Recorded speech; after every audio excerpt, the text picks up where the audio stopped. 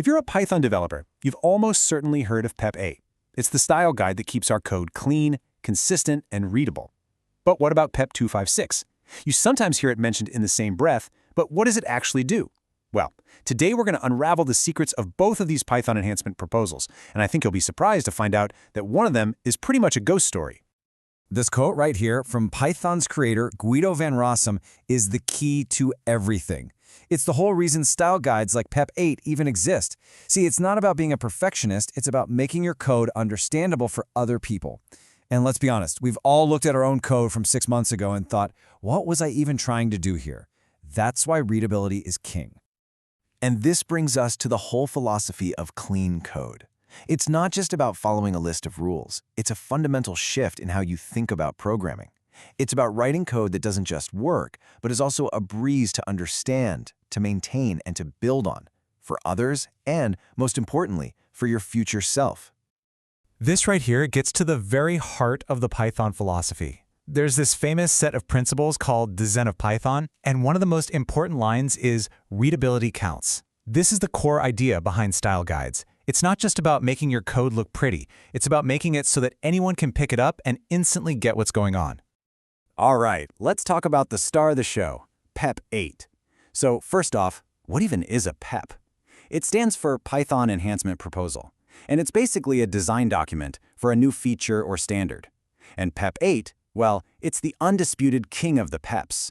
It's the official style guide that shapes how Python code is written all over the world. The best way to think about PEP 8 is as the official rulebook for Python style. It's the set of conventions that's used in Python's own standard library. What this does is create a consistent look and feel across the entire ecosystem, which makes it way easier for millions of developers to read and understand each other's code.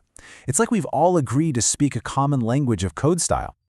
Now, the good news is you do not need to memorize the entire PEP 8 document to start writing cleaner code. We're just going to go over a few of the most important rules that you can start using right now to make a huge impact on your code's readability.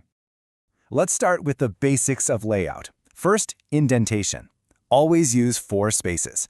This is pretty much non-negotiable in the Python world, and it creates a clean, consistent look. Next, line length. Keep your lines of code under 79 characters. Now that might sound random, but it's a super practical rule that makes it easy to view 2 files side by side. Finally, use blank lines to group related code and create some visual breathing room. It's like adding paragraphs to your code. Now for the eternal debate, spaces or tabs? Well, PEP 8 comes down firmly on the side of spaces. Why? Because a tab can look different depending on your editor, but 4 spaces are always 4 spaces. It's all about consistency. But the golden rule, the one Python 3 will absolutely yell at you for breaking, is to never ever mix spaces and tabs in the same file. Just don't do it. Good layout is important, for sure, but naming conventions are where your code's readability can really shine. The names you pick for your variables, functions, and classes can be the difference between code that's easy to follow and a total puzzle. PEP 8 provides a set of conventions to help you write code that's clear and self-documenting. So this table breaks down the different naming styles. For functions and variables, we use snake case, which is all lowercase with underscores. For classes and exceptions, it's cap words, which is kind of like camel case, but with the first letter capitalized too. And for constants, values that should never change, we use all uppercase. These conventions act as visual cues, telling you what kind of thing you're looking at just by its name. Okay, so that's a quick tour of PEP 8, but what about PEP 256? This is where things get interesting. It's time to put on our detective hats and solve the mystery of this other PEP. PEP 256 actually had a really cool goal, to standardize how we handle docstrings. So what are docstrings? They're those strings you put at the start of a function or class to explain what it does. The idea behind PEP 256 was to create a tool that could automatically generate documentation from these docstrings. Sounds like a great idea, right? This proposal dates all the way back to 2001. So, after all these years, how is this super useful tool being used today?